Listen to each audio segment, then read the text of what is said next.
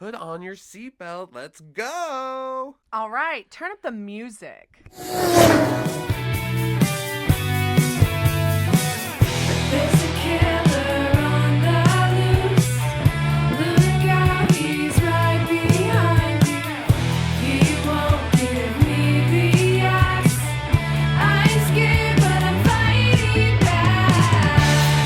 We are the scream queens, running through the night.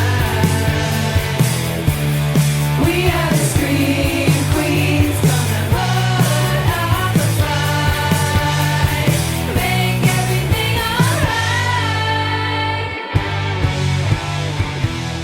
Floating through. Welcome to Scream Queens Horror Road Trip Podcast.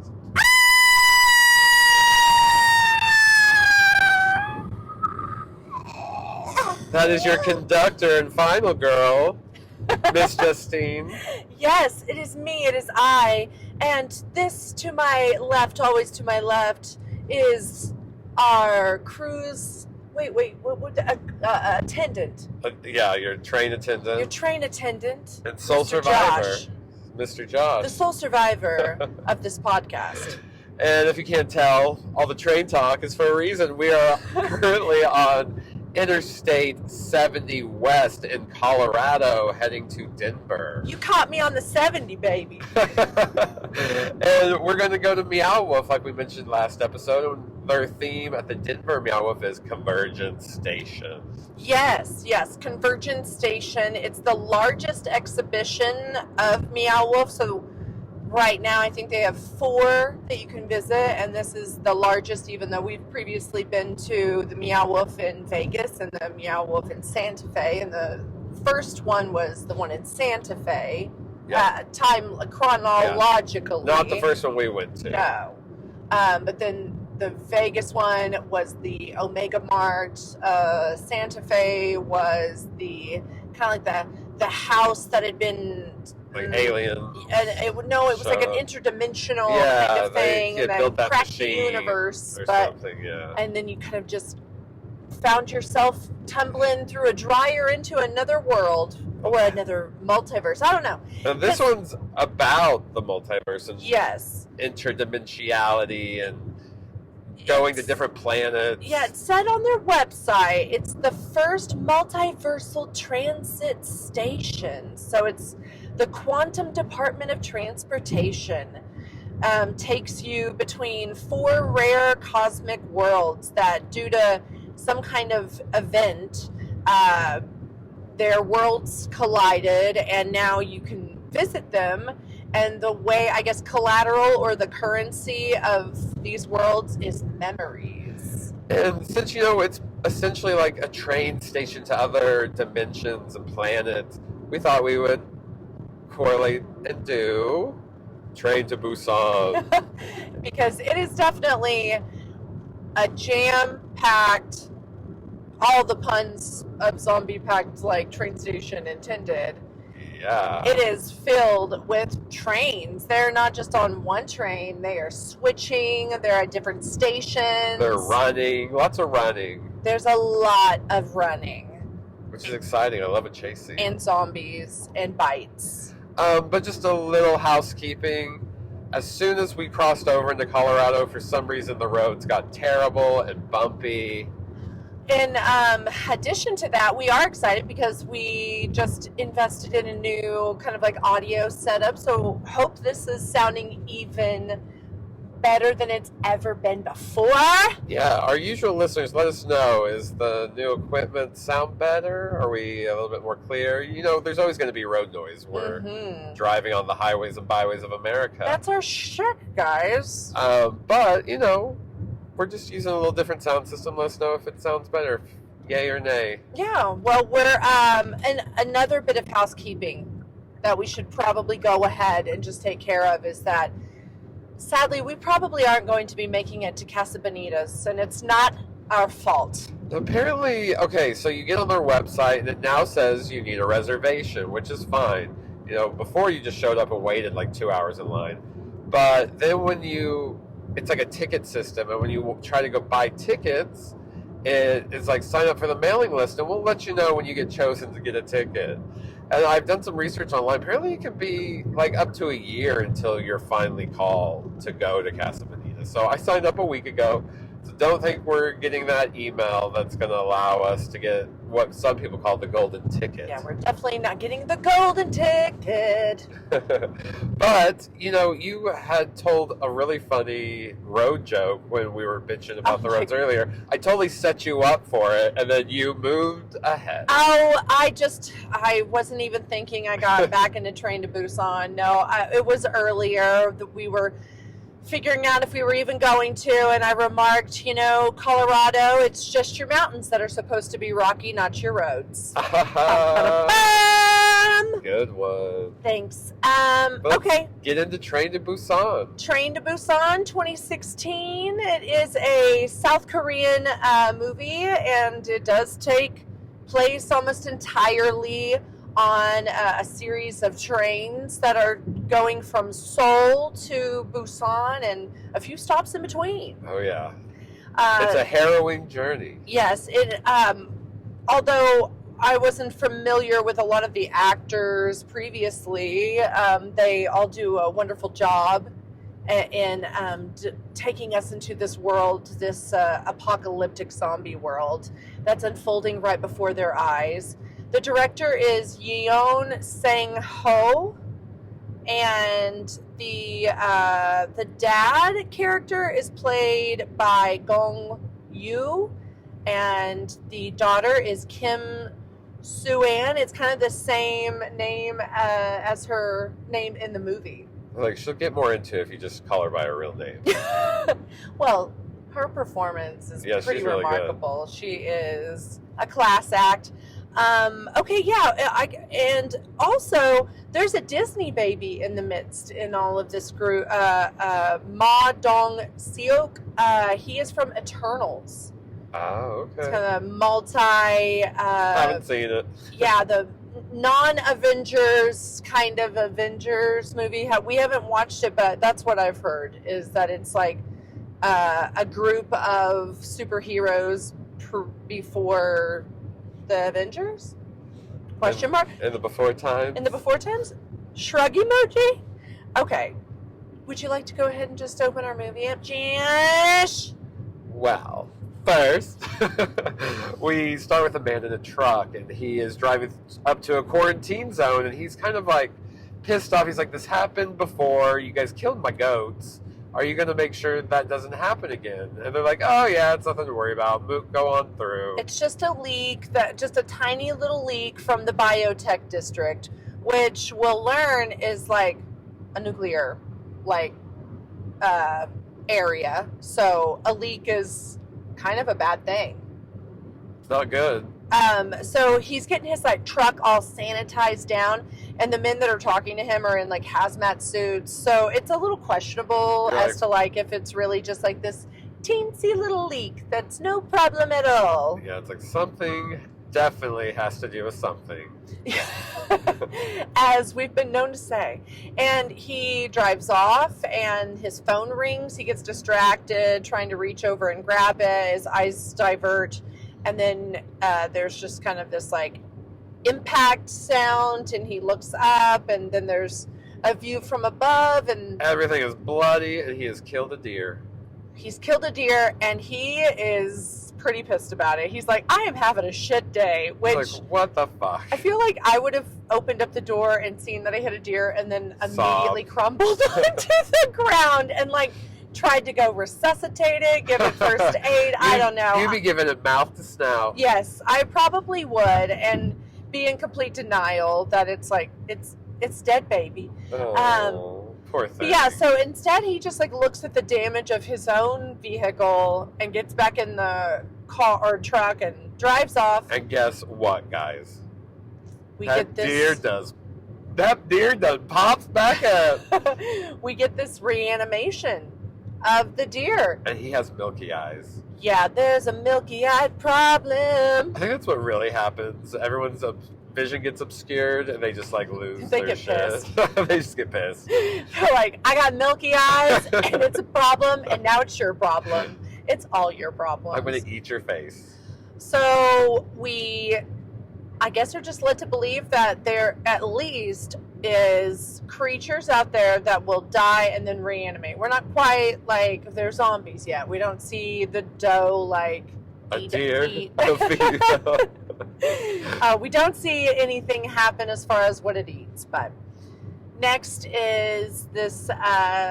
We're taken to Seoul, and we're in this like office building with our main male character, Seok Woo, who's a fund manager, and we learn that he works pretty high up for the biotech district, like the place that we had just heard referenced as having that kind of leak problem. We hear that he's doing a little crowd control. Financially, he's worried that this leak is going to affect the market. And we'll hear later that not a lot of people like him. They think he's a bloodsucker. Yeah. When I hear fund manager, I don't hear fun manager. You don't? I don't. I just hear boring. Like, hear- that's not a job I want to hear I about. hear fudge manager. Fudge? This podcast is getting more like Charlie and the Chocolate Factory by the minute. Okay, so we also learn that he is divorcing and that it's his daughter's birthday tomorrow. And we're kind of led to believe that he kind of just remembered that. Yeah, because he's asking people on his way home from work, like, hey, what do you little kids like? And he ends up coming home with a Wii U, which I'm going to say it was a really great console. Wii U's are they're top notch, but we'll learn that sadly she already had a Wii U. Yeah, she had He's a one. pretty forgetful father. When he's talking on the phone to his estranged wife, she is like, please let our daughter come see me. That's all she wants. It's her birthday and she wants to come and see me. And you always make excuses that she cannot. And you can tell by their conversation that he's enjoying kind of withholding from her, and whatever's happened in their marriage, that it didn't end well. We learned so much about them in the very beginning, just in these short encounters with him not knowing what his daughter wants. His daughter under the covers calling her mom, and her being like sneakily doing it as to like maybe not hurt the dad's feelings or something, or think that dad's going to be upset that she's trying to engage that way. We get the angry ex-wife on the phone, so we kind of get a clear view of everyone's dynamic right away. And we also have Grandma, who lives in the home in Seoul in this high-rise apartment, and she is also bringing awareness to her son, like, I wish that you could work out your differences with your wife. You didn't even go to her recital. Yeah, and you've totally been negligent of your daughter. And she leaves this little recording for him to watch of the recital. And he does take a moment to watch it, and it's kind of sad. You can tell that his child is depressed. Yeah, in the video, she only sings a couple lines of the song and then just stops, and you can see her kind of looking around. She doesn't see her father there. She kind of freezes. Doesn't finish. Mm-hmm. So he goes to visit her about it in her room, and she's like, look, I don't want to dampen your week. I know you got work, but can I just take the train to Busan to go see Mom? I don't even need you to go with me. Which he's like, no, it's just tomorrow's not a good time for me. But it's her birthday. Yeah. Like, what does it matter? It's her birthday. It needs to be her day. And he's just lacking in the department right now, the parental department. Very self-absorbed. So he feels rightfully guilty and finally concedes and is, going to take his daughter the next morning and gets tickets, and they go. They're making their way there. It's early in the morning. Making their way downtown. Walking fast, faces fast, and I'm homebound. Getting on a train to Busan. And as they're driving, it is early, but they have to stop because there are all these emergency response vehicles that are headed further downtown, and you can see there's a fire amongst all of these big buildings. What's happening? I think some of that's to do with something. Oh, you think so? I think so. We get to the train station and we kind of get to meet this eclectic cast that's going to go on this journey with us along the way from Seoul to Busan. Lots of fun characters we're going to follow and be rooting for the next hour and a half. We meet a couple who's expecting, and you can tell that they're sweet on each other still, and he cares deeply for her, wants to kind of be very protective of her. There's a team of baseball players, like from a school, and they get to bring one cheerleader with them. Yeah. And this cheerleader happens to kind of like be crushing on one of the players, and the player, you could tell, is like crushing on her back. I'm crushing on you, you're crushing on me, we're crushing on we. Remember that song? I'm crushing on, just like, she's got a lot of confidence. Like, she sits down, she's like, you need to be paying attention to me. You're going to be my man. And the baseball team's like, accept her. And he's embarrassed, but so you can see that they are in the throes of young love. Yes. Young love. Young love. We also meet this rich CEO bad guy. Oh, he's awful. Young Sook. He's terrible. Two elderly sisters, Ingil and Jonggil. They're not going to make it, y'all. Well, hold up, wait a minute. We also come across this unhoused man who's traumatized by something, and he will make his way onto the train. There's a couple of moments where the train attendants aren't really that observant of what's going on, and before the train leaves, the staff, like, they're making their final checks, their little rounds, and we get this shot of the, like, I guess maybe on the platform, like the platform attendant signaling to the person that's on the train, like, you're clear to go. And then we see our little girl, Sue Ann, who looks kind of longingly out the window. She can't wait to get to Busan, to her mom. And that attendant gets attacked. Yeah. Like, there's somebody that jumps on him, and she's kind of the only one that observes this. She's feral. It's scary.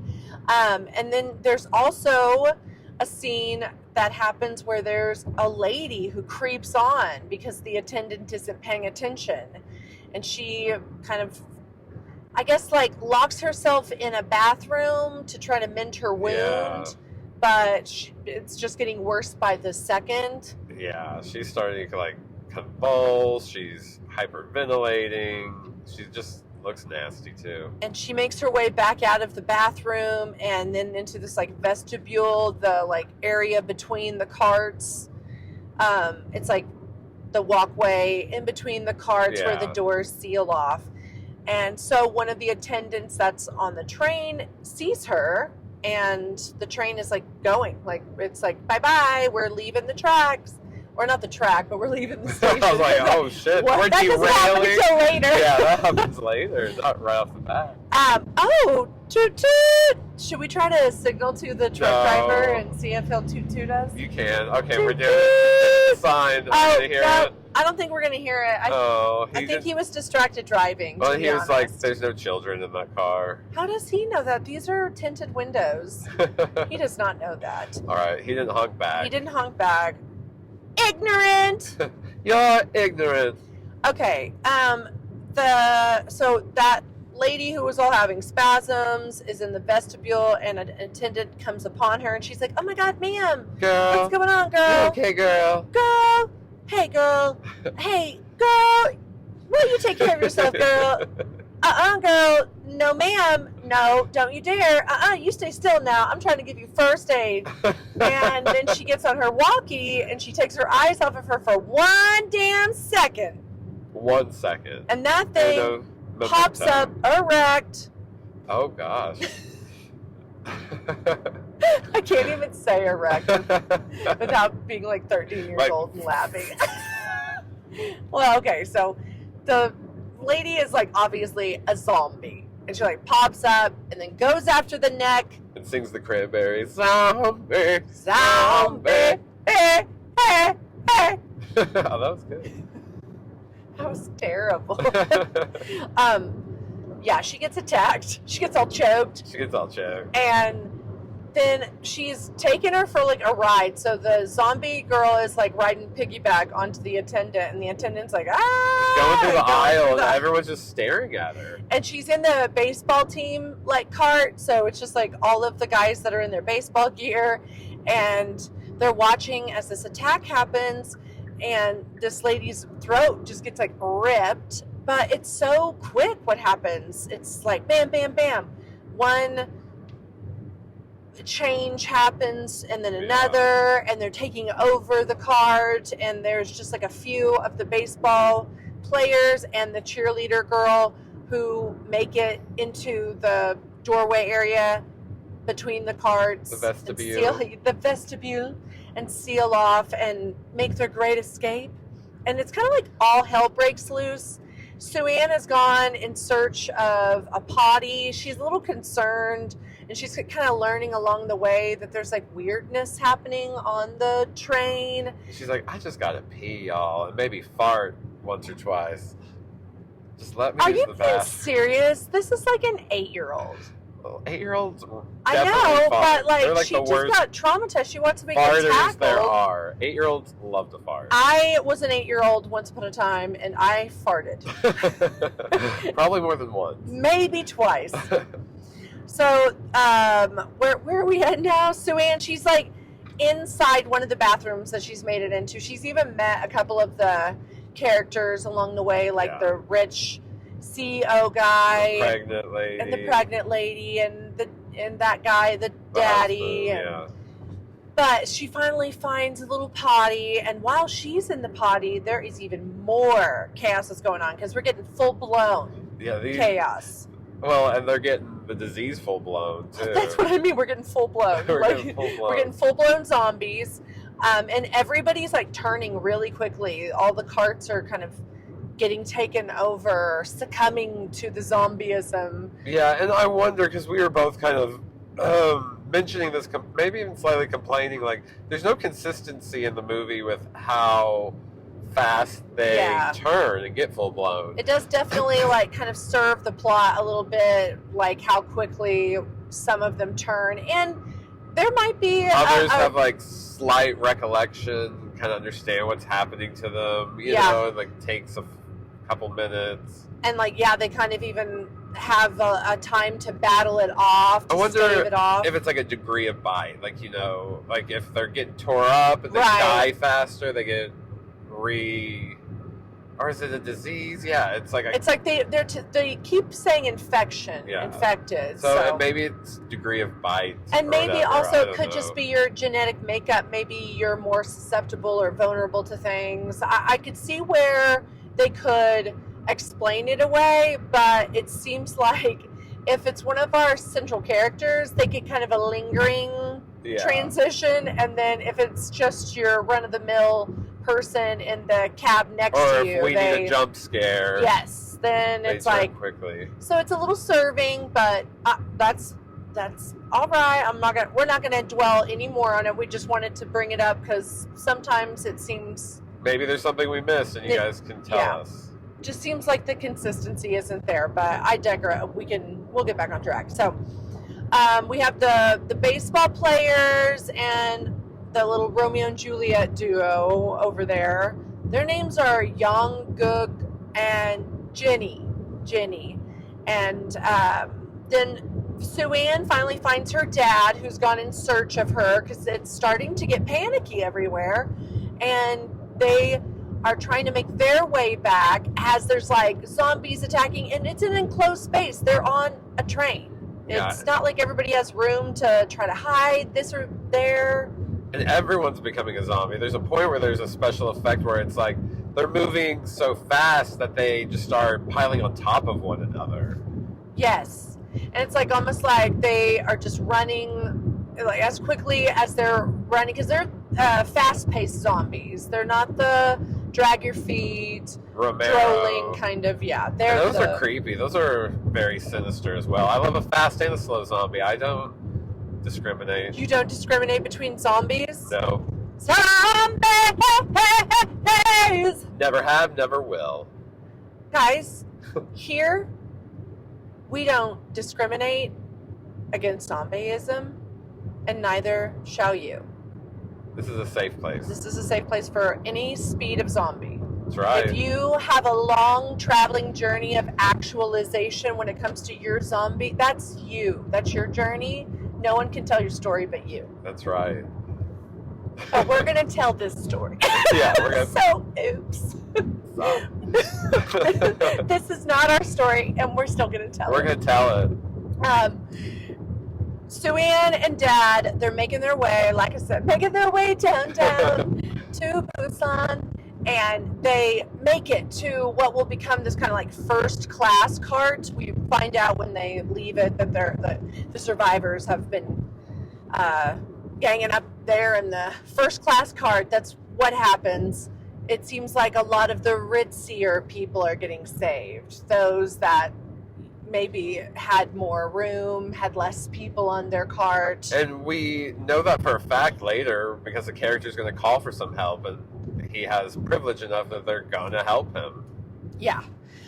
So the dad, he gets a call from one of his people in the city. What's funny is on the closed captions, it pops up, and then it pops up in, I'm assuming both in South Korean and in English, it pops up that his name for the person that calls isn't that person's actual name. It's Lemming.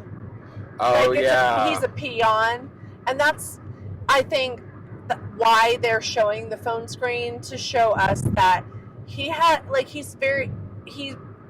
knows he's privileged and doesn't care, and he's very self-serving. His daughter multiple times will call him out on being selfish and only thinking of the two of them.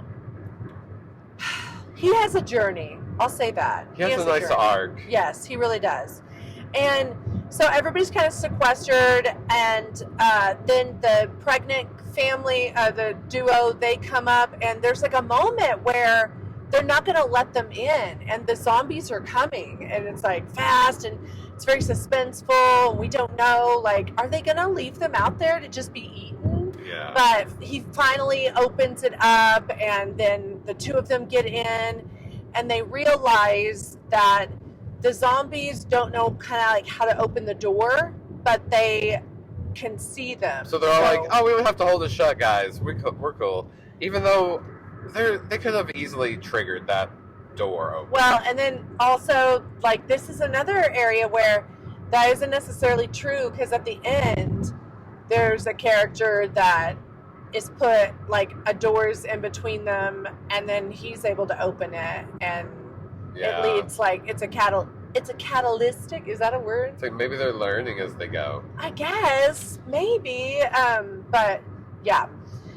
So we're in this moment where he's get this phone call, and the Lemming is telling him that like the cities that the train is approaching are quarantine cities, and there's like government, military holdups, there's people rioting, and then obviously there's like this infection that's happening, and they're very concerned that biotech and the leak had something to do with it. And that's, as far as like, if I was on that train and I knew that my company might be the reason why this chaos is happening, I would be in like just like a mess, a depressive mess in my head. Mm-hmm. It's kind of He's sad. probably just more concerned that doesn't get traced back to them. Right. Oh yeah. Wait, I'm sorry. I got lost on my notes. So the conductor announces that they won't be stopping at the next station, and then the dad, Seok, gets a call from his mom that's still at the apartment back in Seoul, but she sounds different. She's like, "Are you on your way back?" She doesn't sound good. She's gone, girl. Yeah, she's gone, girl, because she dies like on the phone, and he realizes, oh my God, she's been bitten, and then the call drops, and then we get chaos at the next station. They're kind of like pulling through, like they should stop, but then There's people that are running towards the track, like they want on, and they're pounding. And then there's people that are attacking them. And they're pounding. They're pounding on the just hit window. my Oh, microphone. bitch. And then they're pounding on the windows, and people are like, no, don't stop, don't let them on. And I get it. Like, that would have just led to probably everybody on the train dying if they stopped for them. So they go through this station. They end up not stopping because they're all really scared that they would have died. And now the carts are like divided up between like fully undead and then alive. I would rather be with the fully alive, I think.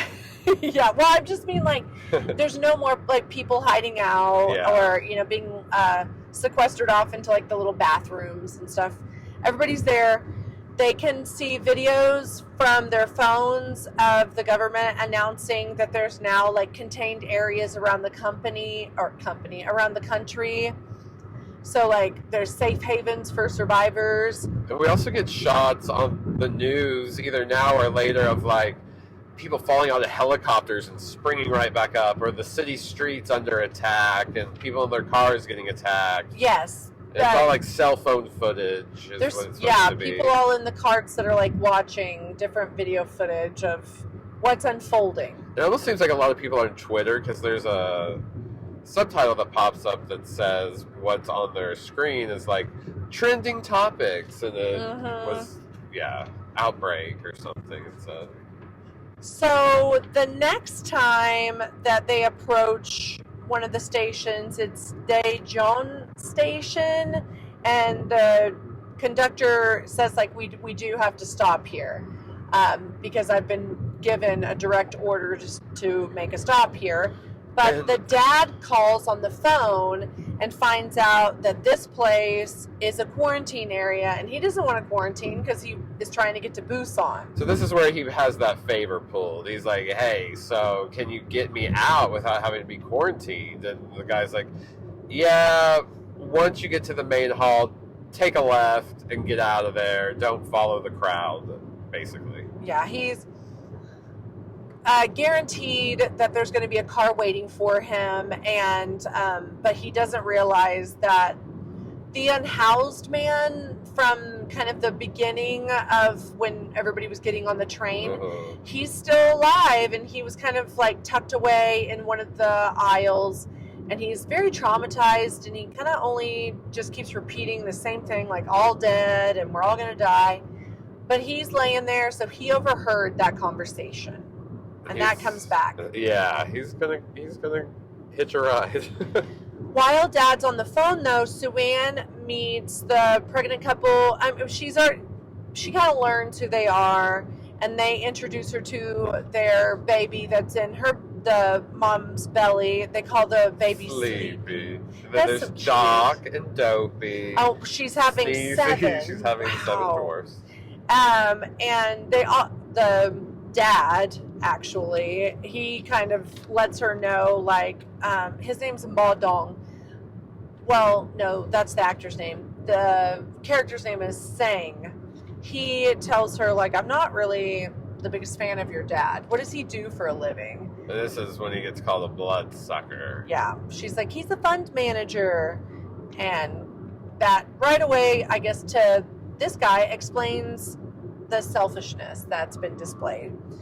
And then the next scene is the approach to Daejeon Station, and they all get off of the first class cart, and they hightail it the opposite direction of the crowd. They notice, though, like getting off, that the platform is empty. There's like nobody there. There's no people to kind of accept them on. There's no like immediate military presence, which they assumed was going to happen because of what they had seen on the newsreels. But they continue through the station, and then the dad and Sue-Ann, they kind of take a left, and the scared man also follows. He's like, I'm going with you guys. Like, I heard your conversation, I'm coming. And that's when Sue-Ann learns that the dad is trying to withhold information from that group that he doesn't care about anybody but himself. That's why her mom is even in Busan, because Dad doesn't care about anybody but it's like, him. this is why Mom left us, because of And this that's kind of sad. bullshit that you pulled, Dad. So she's all Dad. she's all telling him like, "Daddy, you're terrible." And we see also the remaining group approaches these escalators, and they're going down the escalators, and we see where the military group is, but there's something a little strange about how they're acting. Some gotta do with something. Oh, and you know why? Because they've already turned. They've already, and like by already, all of them have turned. We mean like 100 bajillion of them. And they were just being quiet because we learned earlier they will only approach or get vicious and violent when they see something move, basically. And they hear and see behind them that there's people approaching on the escalator, so there's this attack, and we get a really cool chase scene where all of these people are climbing up the escalators that are heading back, like, you know, running against them, basically. Running against the wind. And Seok is also fighting off an attack because it doesn't work out any better for him and Sue-Ann on their end, that the people that were supposed to be guaranteed to be there aren't there. They were there, but they got bitten as well.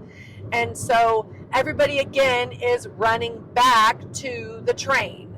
And Sue-Ann gets scooped up by the pregnant couple while the dad's like fighting off one of the zombies. And we have several of the baseball player group. They're kind of like fighting off. Not everybody makes it.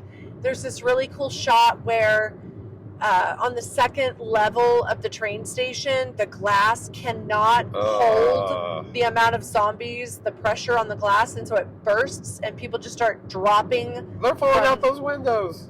And there's like people that have like broken limbs still moving and animating, and their limbs are opposite directions. And they start chasing the grandmas. Awesome.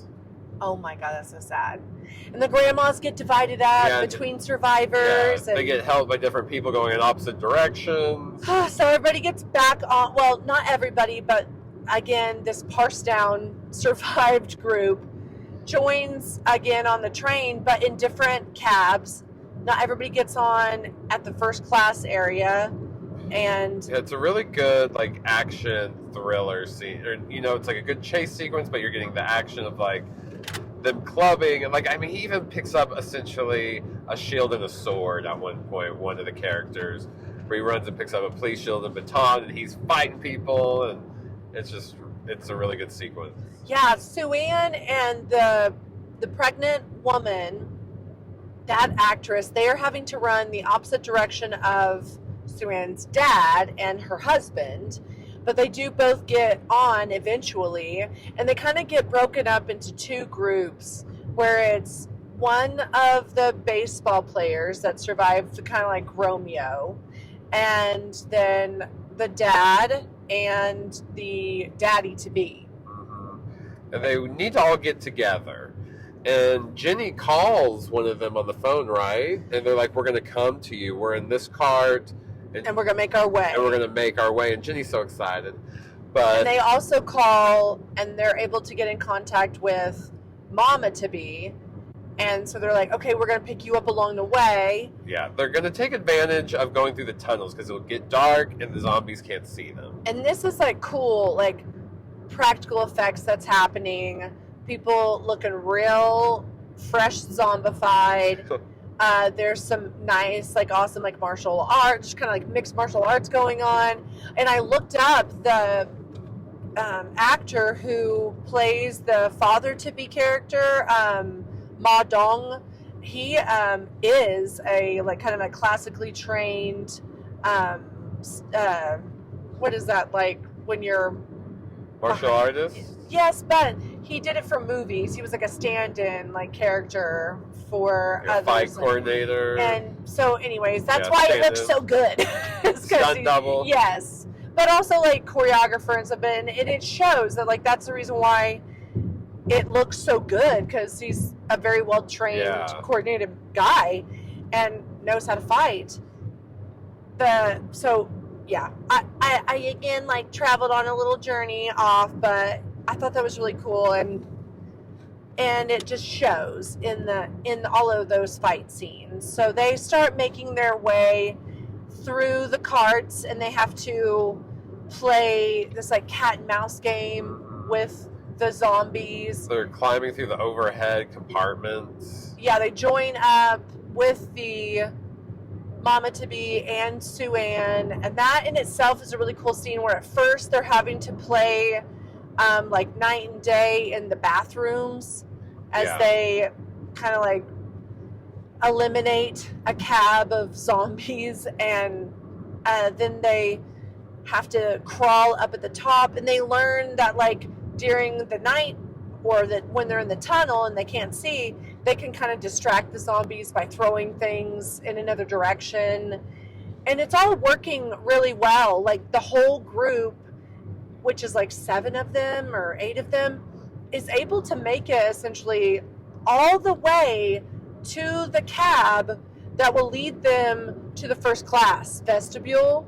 Yeah. And it's there that we get this new scene inside the first class cart where Ginny is like, all of the friends are coming, I'm so excited, and the rich like CEO guy flips out.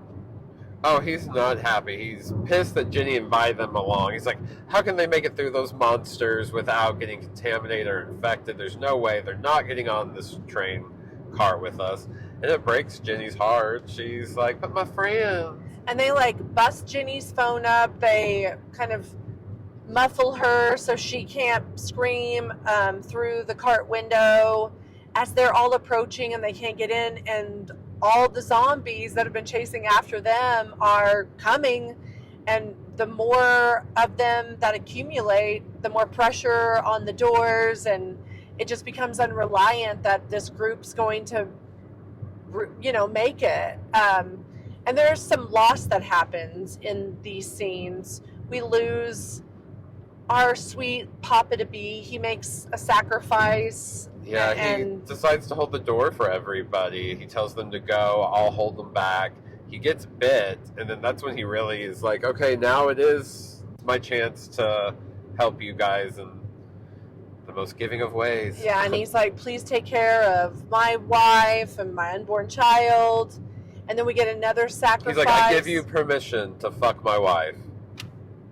Josh. Didn't he say that? That is not what he said. I mean, I don't think his dying words were, I give you permission to boink my wife. Well, they could have been. That was the spirit of the take care of my wife. Oh, that's the spirit? That's S-P-I-R-I-T? I thought it was implied. Anyways, that's not what happened. Okay. And don't think so little of this man. No, he's great. He's great. He makes this ultimate sacrifice so that they can make it a few more minutes or seconds, actually. Then we have the sacrifice of the granny who had made it all the way on those carts, like really showing like age is only a number. It was incredible. And I'm still kind of confused. It's like, did she sacrifice herself, or was she just like, oh, there's my sister, and was just so in the moment? No, she sacrificed herself. Okay, that's what I kind of thought. Kind of stave off the zombies, because they'll just munch on her for a few moments. Yeah. And the sisters see each other, and that affects the one sister who has been quiet, because she's been on the first class cart, and she hasn't honestly spoken up. Jenny's been all muffled, but then she sees her sister and is like, no, they're not hurt. That's my sister. But then she dies. So after everybody does get into the first class cart, which was not easy, they did not make it easy for them. There's this immediate it's been a lot of this movie that we get into that cart. Yeah, there's an immediate get off of our cart, and you're infected. I can just tell in your eyes you're infected. The CEO guy is doing a really good job of fear baiting everybody on that cart. Yeah. He's gotten the conductor on his side, all of the attendants that still remain, I think there's 1 or 2 of them, they're on his side, And then the remaining survivors start just yelling. Like, get up. One's even like loose. Is like even loosening his tie, like he's gonna fight somebody. Like he's madder than hell, and he's not gonna take it anymore. It's sad because they just went up multiple carts and had, I'm sure, so many individual scene or moments, experiences where they thought, this is it. It's my last moment. I'm not gonna make it. And here they are, and it isn't the zombies that are going to be their ultimate demise. It's going to be other people who are so fearful of other people. Yeah, they should be coming together in this moment, and kind of like in Game of Thrones, where they all the kingdoms and rivals had to come together to fight the whites. Yep. They should have come together to fight the zombs. Wow, zombs? Is that what we're calling them now? The zombies. We got I don't even know how many, almost 45 minutes into this, and we've changed it to zombs. Zombs. All right, okay. So they basically scare the little group, which is now Jenny and baseball boy Romeo and pregnant mama and Sue Ann and dad. Those are our survivors. Oh, and the homeless man. So there's 6 of them. So they get pushed into the vestibule between the conductor's cab and the first class cart. And guess what? It disembarks. Well, what happens is the grandma that was still in the first class cart, she's like, you know what? Fuck all of us. And she opens the door to where the zombies are, and that whole cart just gets overtaken. Yeah.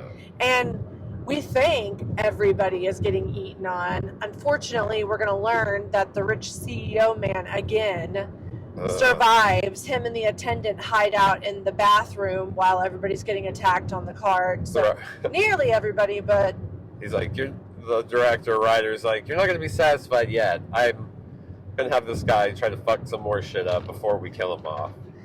And the conductor finally, calls like, we can't make it to Busan. There's a train that's off the track, and it's causing us, we can't get past it. I'm sorry, but we are all going to have to get off.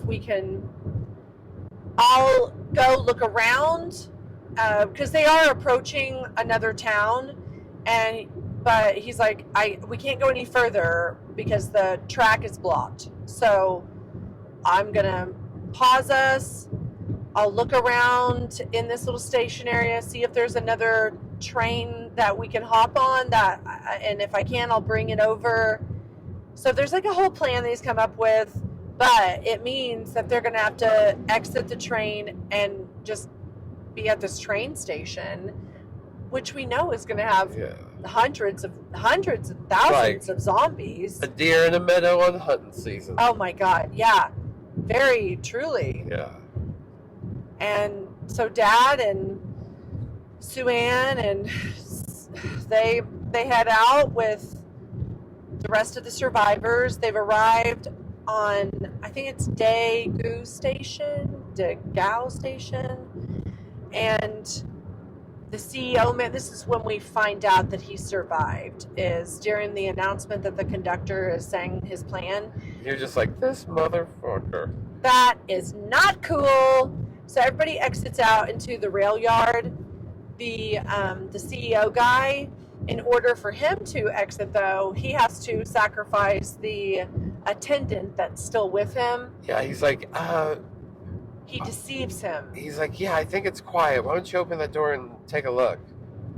And he does, because I guess, feels like he has to do what this random billionaire says to do. Well, no, the billionaire is the one that looks out, and then he says, the coast is clear, go. That's right. And then he pushes him into a zombie. And so he's able to use him kind of like a scapegoat to get out. He gets a quick little getaway, and then Karma's going to catch up, don't you worry. Yeah. Like a Taylor Swift song. But Karma's first he's going to kill one more person. Yeah, so the CEO guy is running for his life, and the our little group is making their way out in another direction, and then the conductor is going off trying to find another train. To Busan. They hope that they can get to this train to Busan. Our young little couple, they go off. They're trying to just find the conductor, find the train, because the conductor's like, if I find a train, I'm gonna have to put it on the track that's like to the left or something. So they're kind of waiting out, trying to find it, and unfortunately, they're hiding out in one of the cabs, and the billionaire CEO guy, he finds them, and he's being chased by a zombie, and so he again uses someone to his advantage, pulls Jenny. Poor Jenny. And she gets bitten so that he can climb onto the cart. Bye, Jenny. It's sad. And like the boyfriend is so saddened by it that instead of like fleeing, he holds her while she, reanimates and kills him. And he just kind of, I guess, it's in a way, very much Romeo and Juliet. Yeah, it's very Shakespearean. So Shakespeare. And it's sad, and so we know that they both are going to be zombies. I'm only hoping in my head, when I was watching it, like, They get zombie-married. They get zombie-married, and they go after the zombillionaire. Yeah. And they get him. But they don't. But we'll get there. Some random zombie person Somebody gonna get there. Somebody gonna get there because something got to do with something around here. So there's explosions that are happening, and a train car gets knocked off the tracks, and it nearly like squashes Sue-Ann and her dad and Mama to be and the unhoused guy.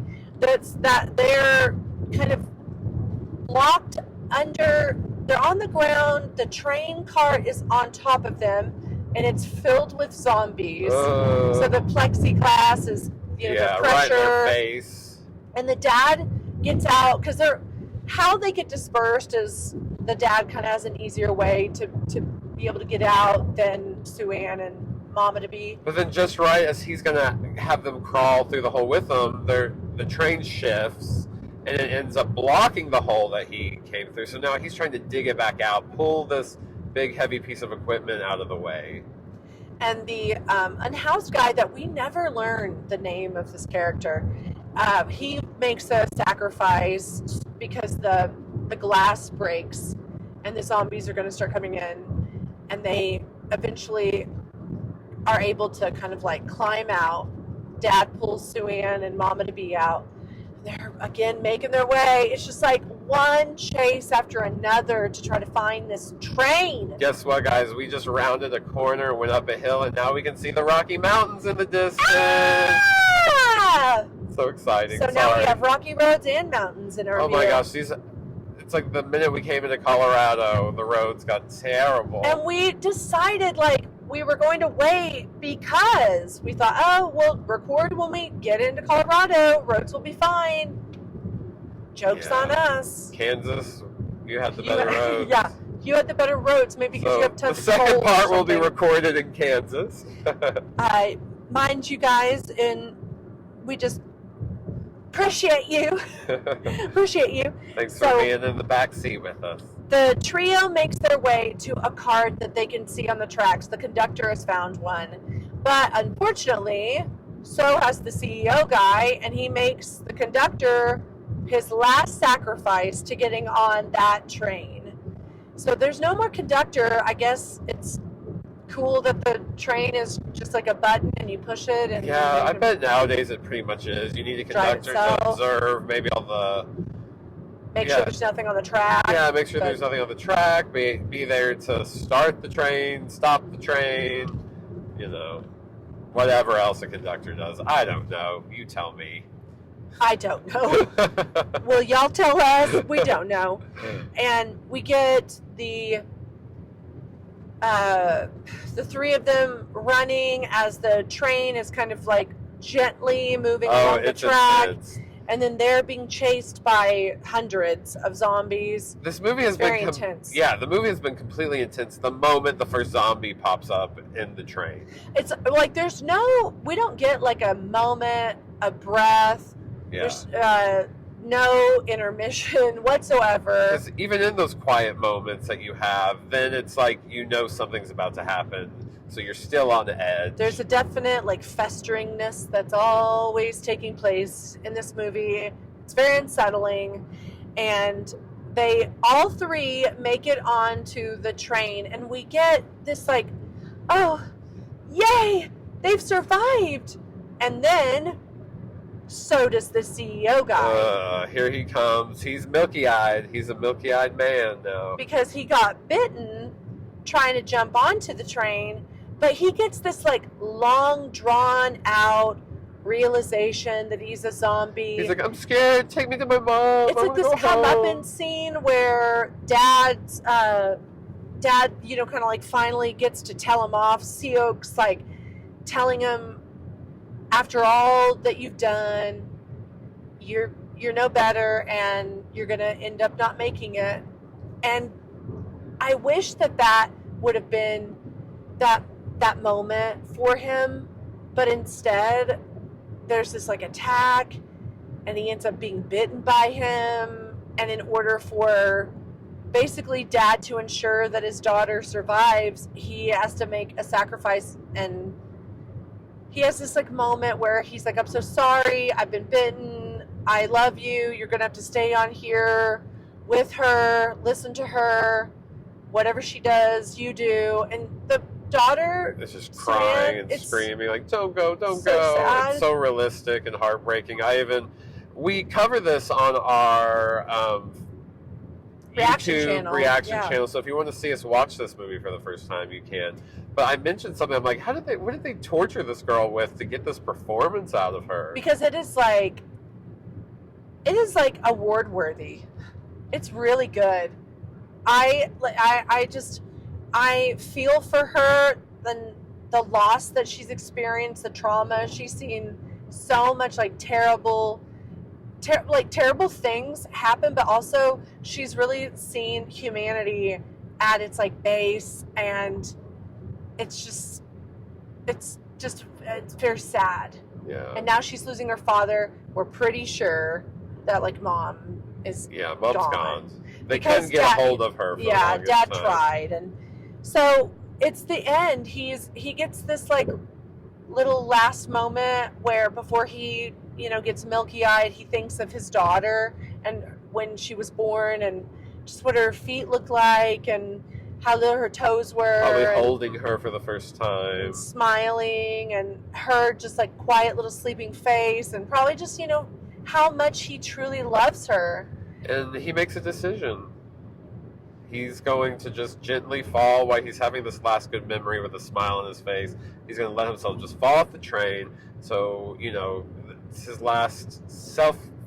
his first and last selfless act. He's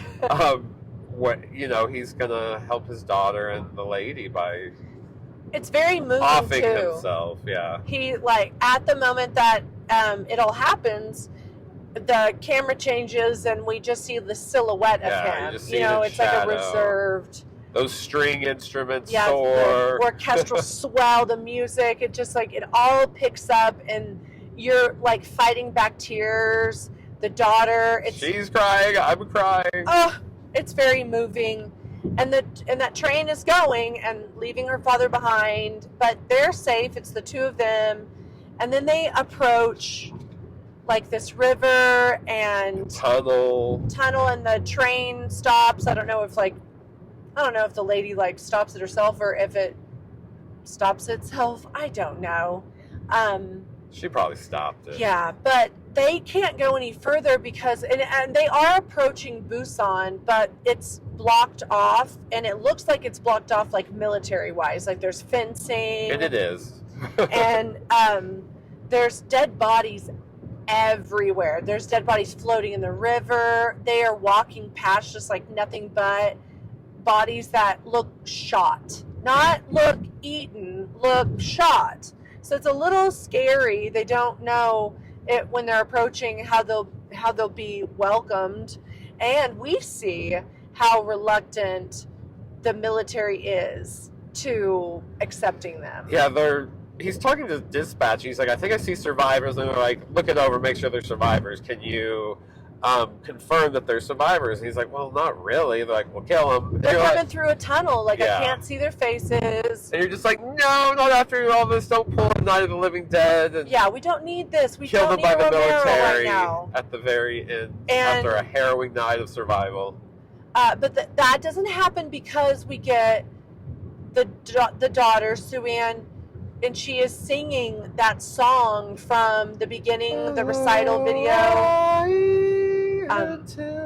And it's very moving. It's You so can tell sad. that the soldiers immediately they like identify with. They're like, no, we don't have zombies singing. They even That's for say like sure. survivors approaching, and she continues singing it. She doesn't stop. It's like she's singing it for her dad. She Yes. knows he's there with them. And we get like the closed caption, and in English, it's like kind of talking about, I'll see you again. You know, one day Yeah. we'll meet again. It's that famous kind of like Hawaiian song. Yeah, hello. But they're singing it in Korean, so it sounds really cool too. You know, just hearing that song. in Yeah, another language. it's very moving, Yeah. and she's crying like Again, this the child. performance. Oh my goodness! And that's what makes this movie so special and why it's become such an instant classic is that everyone talks about the heart this movie has and how it'll break your heart. Yes, How you really believe in these characters it's written so well. The characters are really fleshed out. You care for them. you'll be nearly moved to tears, if not just completely a sopping mess. Yeah. And What are you then talking about? the camera it goes black after she finishes the song, but you get the idea that they finally made it to safety, that they'll be welcomed in. This is her birthday. Like, it's freaking sad. She's like, well, I survived. We might have made it to Busan, but Mom's not going to be there. Yeah, but I hope that they've made a family, maybe the two of them, Yeah. and eventually she's gonna have her baby. So I don't really know how bureaucracy works in the time of national crisis. You know, like, Yeah. what's the adoption process like? If you're like, hey, we survived this thing together and I want to keep her, you know, it's like, yeah. and And given that like news travels fast, and by that I mean like zombies don't just like stay in one place, and it's probably going to be an entire apocalypse on Yeah. a global level. so maybe bureaucracy breaks Went out the down window. and you just keep the kid. Yeah, or it goes into a whole like twisted metal kind of like way, Yeah. and the daughter gets like into fast cars. And She becomes a mailman, so Oh they my call gosh. the people that travel between cities and cities. Well, I honestly do feel like this movie did a great job of taking us into another world, and we certainly are going to go into another universe We're gonna on our take- trip to Colorado or Through to that Denver. Convergence Station. And I can't wait to talk about it with you all when we get back and tell you guys everything we did. We already have a reservation for tonight. We're going to go to Toro Kitchen, but that's exciting, and we have a lot planned. Some hiking, lots of good food and breweries, Meow Wolf. So stay tuned, listen to Bad Athlete, and We'll be back in just a we'll be couple right seconds. back in just a few seconds. Listen to some music. Bye! Another daydream, something through fading the sea. Wake up, I just wanna go home. I may be shaking inside. I'm not the kind to run and hide. Come out, I'll take you all on my own. I've got you figured out. Tough luck, you're in my world now. I have no doubt, I have no fear. I'm gonna make you disappear. We are the scream queens, running through the night. We are the scream queens, gonna put up a fight, make everything alright.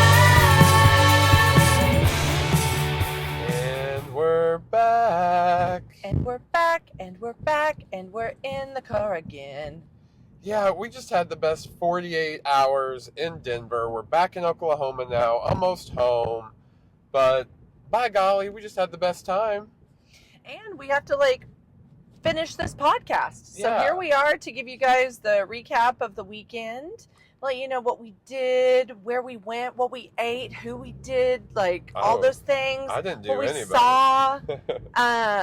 If we went on to another, whole dimensional plane. Which we did, and we'll get to that soon. But Denver was very enchanting. The whole time I was there, I was like, I could live here. I love seeing the mountains in the background. The people are great. There's great food.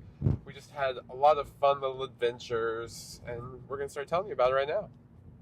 We arrived Friday and got in good time. I will say we never got the email, so we never went to Casa Bonitas. We didn't get the invitation. Yeah, I'm a little disappointed by their new system. It's almost like they try to make it unattainable in some regards. There's no way to plan for it on a vacation. I'm like, do only locals really get to go? I don't get it. Or if you get the ticket, you got to plan it so far in advance. It's just a very strange system. It was strange. We didn't like it, but it meant that we tried out different things, new things, and that's always a plus. It probably worked out for the best. I'm glad, at the end of the day, I'm glad we did get to try out some amazing places because they were delicious, and we otherwise would not have done it had we gotten our Casa Bonita's golden ticket. But we arrived on Friday and made plans to just get out and see downtown Denver, and we wanted to get a view. Yeah, luckily when we got in, it was right as rush hour was probably starting. It was 4 o'clock, but we didn't really hit bad traffic, and we got out right away and went to one of my favorite spots that we went to all weekend. It was called 5430, and it was a rooftop bar. Mm-hmm. And it was just so fun. We were there maybe 2 hours, had a couple cocktails. The views were amazing. You just see the Rockies in the background, and we were there at sunset. So you see the mountains in silhouette with those purplish hues in the background. As the sun is setting behind them. And they lit the little fireplaces all around. It was so nice. Very picturesque. Definitely recommend it. Mm-hmm. Go to 5430, have a cocktail or a mocktail. Made mean-ass martinis. Yeah, they had great martinis. And we also got these homemade Korean barbecue chips. Oh my gosh. The so seasoning good on them was not too hot at all. And then they had this wonderful dip. I'm such a sucker for some dip. I love chips and dip. Give me some chips and dip anytime. So anywhere. We started off with views, and it was spectacular, and enjoyed some drinks, some conversation. We kind of planned out what we wanted to do the next day, and given that now we had just driven from one end of the city to the next, we got a good scope of how long it was going to take us to get from one end to the next, and we decided that we needed some exercise. We've just been in the car for 10 hours. So we knew in the morning we wanted to get up. But you're skipping dinner that night. I know. I'm just talking about the plans that we made while we were sitting on the rooftop bar. And we looked up some wonderful areas that we could maybe stretch our legs, and landed on going to a nature preserve. So that was really exciting. And then it was time to go to dinner at Toro. And since we had a couple of cocktails, we were responsible, and we Ubered across town to Toro and just had the best feast. We ordered 5 dishes, most of them sides, but we did get 1 or 2, a thing of mac and cheese. We got lobster. Yeah, we got lobster quesadillas. We got these flambéed sushi rolls, just all kinds of great things. And then we got 2 desserts. Mm-hmm. This amazing strawberry creme brulee. Oh my God, to die for. And then also this delicious coconut cake. Mm-hmm. So if in Denver, want a nice food experience, go to Toro. We really enjoyed it. The atmosphere was really chic and just fun. And not too, stuffy, not at all. We weren't, that dressed up or anything, but didn't feel out of place. It was really nice. Really liked it. We enjoyed the hell out of it, and then we had eaten ourselves into sin, basically. Yeah, I felt gross. Yeah. But it was worth it. And we'd had more cocktails there, but we got our Uber ride back to the hotel and did our night care regimen. Knew we had a full day ahead of us that next morning, yesterday morning. So woke up and I'd been researching different little coffee spots, and we found this ended up being the gold star of the trip. Yeah. And it's a chain in Denver, maybe throughout Colorado, but it was so good. We don't have them in Oklahoma. It was called Huckleberry. Yeah, was a local roastery, so they were doing their own grounds, and I picked up a few bags to take home, but they are peppered around like Denver.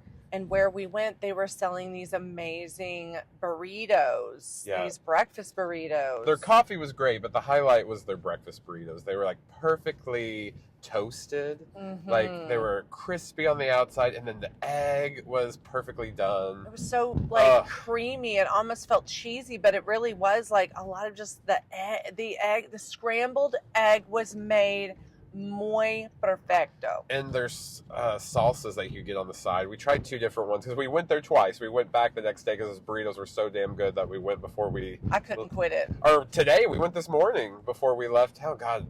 After traveling all day, it feels like a whole other day. But you've been driving for, 9 hours at this point, so... Yeah, it takes it's like a 10-hour drive with stops and stuff. We just stopped back in Kansas at a Taco John's for the first time.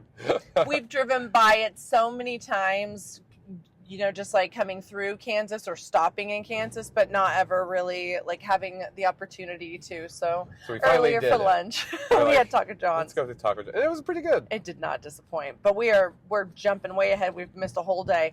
So we got ourselves some Huckleberry and then went to the Rocky Mountain Arsenal National Wildlife Refuge. It's a 20-mile, just the perimeter. You could walk forever and see all this different wildlife, all these hiking trails, and we chose a trail that took us 5.5 miles around. We kind of started on one trail and then connected to another, and that was the fun thing about it, is you could really create your own path and do as much or as little as you wanted, and you're surrounded by like buffalo and deer, and in the background you have the Rockies, and then you can also see clear views of downtown, so you get like these really cool pictures of wildlife, but then the cities and you get to see up. The skyscrapers with the mountains in the background. It was really cool. If you're ever in Denver and need somewhere to go and you don't want to really drive an hour into the mountains or something, it took like 15 minutes to get there from downtown, and you felt like you were out. Very convenient. In wildlife. It was really nice.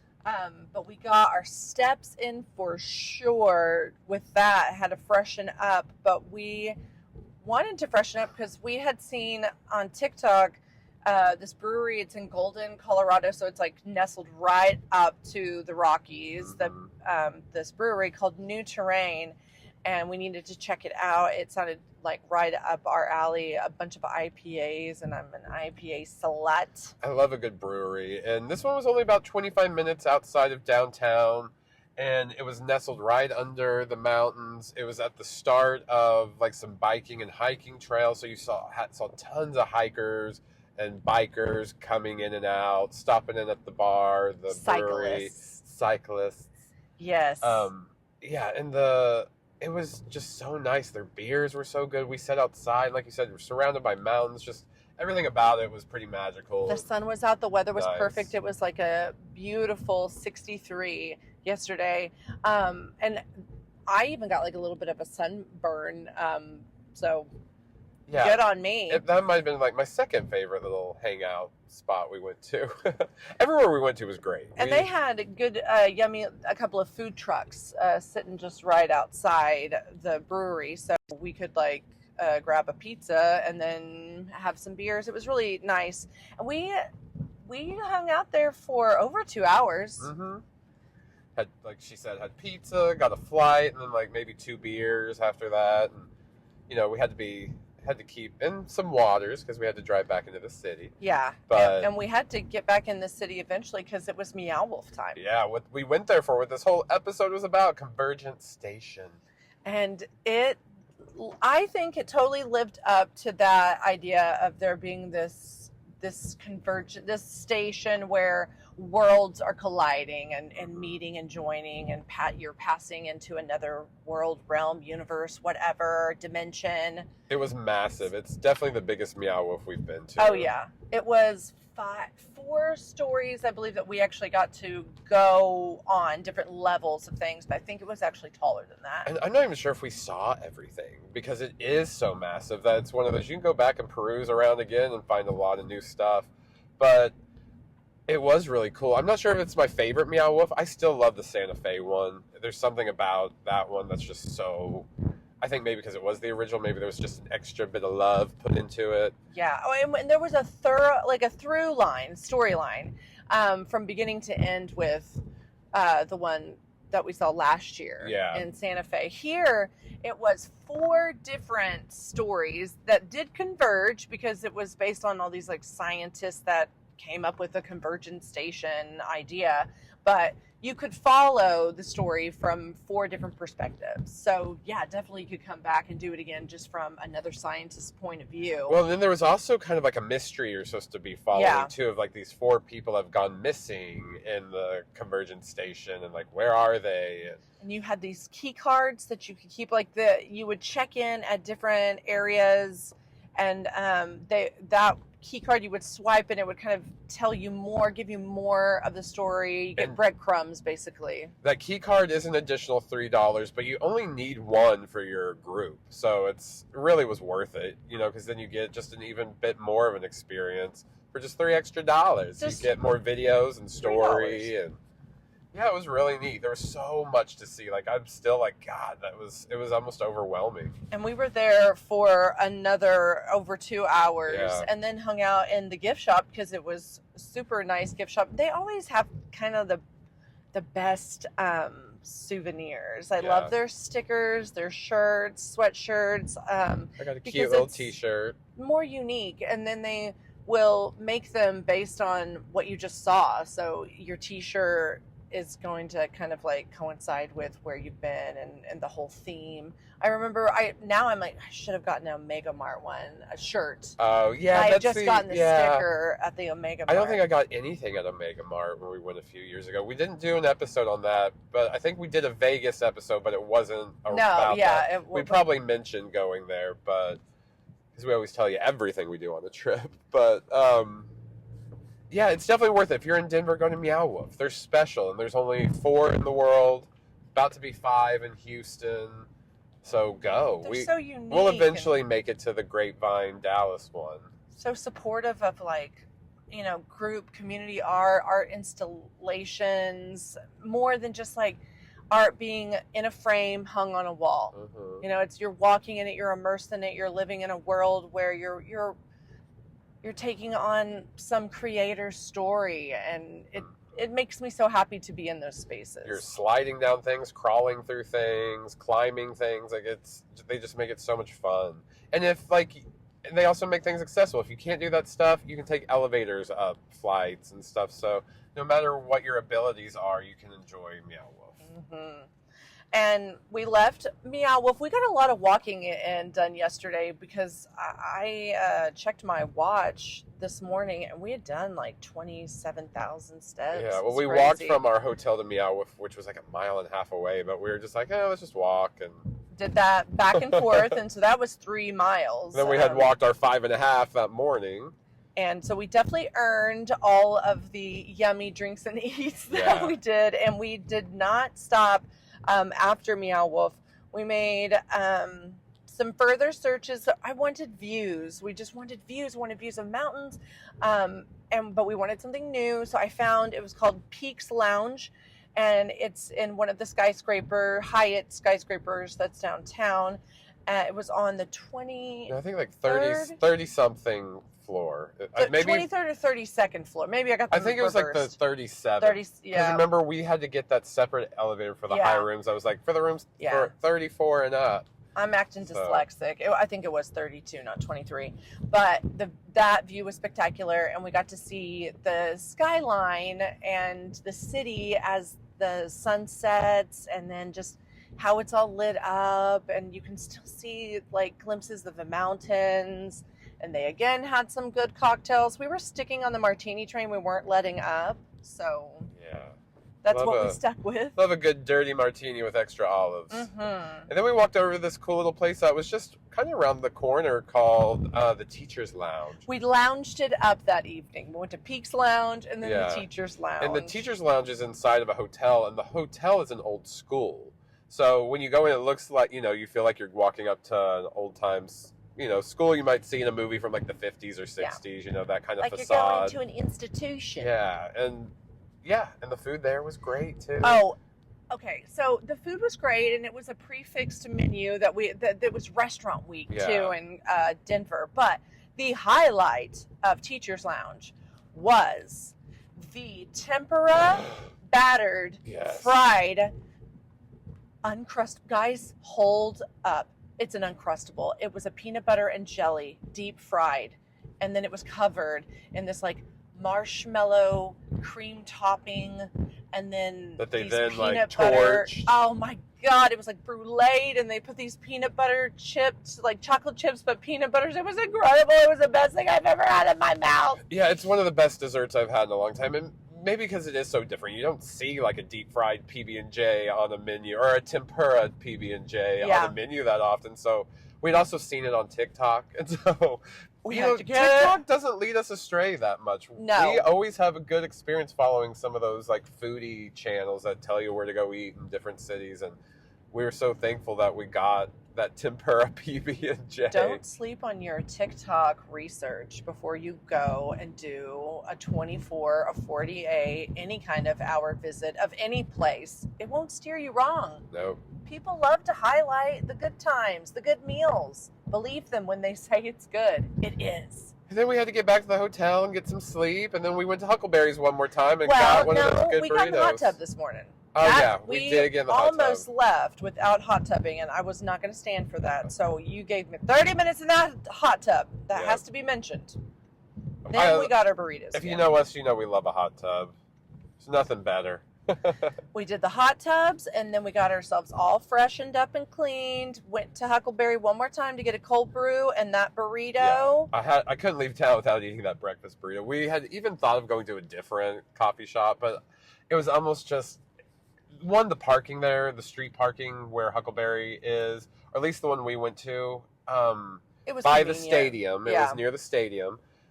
It was very convenient, easy to park. So that kind of won it out in the long run. We're like, okay, the parking was easy. That burrito was so good. Let's just go back there. So we did it up, and then we had our Taco John's, and now we are less than an hour away from home. And here to tell you our fave scenes, give you our knives ratings, and close this chapter of Train to Busan and Denver, Colorado. Yeah, do you want to start? What's your favorite scene, Justine? What was your favorite moment of this very thrilling and emotionally fulfilling zombie movie? Okay, so I thought this through, and by thought this through, I mean I gave it one moment's thought, and I can't pinpoint what my favorite scene is, and sometimes this happens with like zombie movies for me, where it's just like one huge tense moment topped onto another tense moment. People are just getting eaten left and right. You try not to get too close to somebody and care too much because you don't know when they're going to get eaten and taken from you. But if I've got to choose, I think their initial arrival into that city where they had to get off the train and that approach, that descent of everybody going down, and they can't find the military, and then they do, and it's like they've turned against them. They're all zombies, so they're racing back, and it's like, oh, we know that like we have to stay on the train. That's like the safest place for them to be. But it's that chase scene, and I love a chase scene. Me too. As a slasher girl, I love a chase scene, so that gave me the chase scene that I needed. Those people running up the escalator as it's going down and getting kind of picked off one by one. And we were also really worried that because our little girl had gone off with her dad, and we were wondering, oh my gosh, are they even going to survive? And if not for like Sue Ann, I don't know if her dad would have made it, to be honest, because like she so often gave him the reality that he needed. She was that voice of reason for him. And it was in that moment where I think he saw them swoop up the pregnant lady and her husband swoop up his little girl, and him know that, like, I've got to change who I am. Yeah. I took this other route down, you know, and I was going to dupe all of these people, and here they are saving my little girl as they're running for their lives from these thousands of military zombies coming after them. If I got to pick a scene, if it's got to be this. This is my fave scene. It's a good one. What about you? I'm going to go with the tense moment where they're crawling in the dark through the luggage compartment. Yes. To me, that's just a really good moment of tension. It's really well done in the sense that he really, down to the editing, the acting, just everything about it, builds to that moment where, you know, then doesn't he step on the can or something? No, eventually, yeah. But then it's also satisfying because they make it. Yes. You know, so you get that payoff where you're like, okay, they made it. In a way, I get a little bit of relief for a second. It kind of reminds me of Scream 2 when they're climbing through the cop car and they're not gonna like wake up. Even though to me that's one of the best horror moments ever. The Scream 2 cop car moment. But it gives me that. That's probably why this is one of my favorite scenes in the movie. It's just, the movie is full of just great moments, great acting. It's very emotional. You know, it pulls at your heartstrings, which is not often, doesn't happen often in a horror movie, you know, that you get like just a really well told story of like family and survival and that regard of like, what would you do for your child? Yeah, the sacrifice that we make for our loved ones, and just the sacrifices we make for others so that they will survive. Even if we know we're not going to make it, you know, like that we'll make one last little effort to hopefully ensure that some of us will survive. Some of us are going to carry our story on. Mm-hmm. When he lets go and falls off the train at the end, it's like, oh God, you did that for your baby. Kind of his Papa Journey story is it's very sad when she's walking under in the tunnel and she's singing that song. I can't imagine what's going through her mind, the trauma she's been through, and the loss of all of her family. What a remarkable little girl to come out of all of that, singing that song that kind of is like, I'm going to survive, like, I'm make it on, I'm going to carry on my family story. What if she was singing, I'm a survivor, I'm going to make it, I'm not going to stop, I'm going to work harder. Is that what, and she was like dropping it, like, popping it like it's hot. While crying. Yeah. Well, because she's a wonderful actress. Yeah. Okay, so Knives ratings. Well, since I did mine first, I'm going to give my Knives rating first. I'm going to go with a very solid 4.5.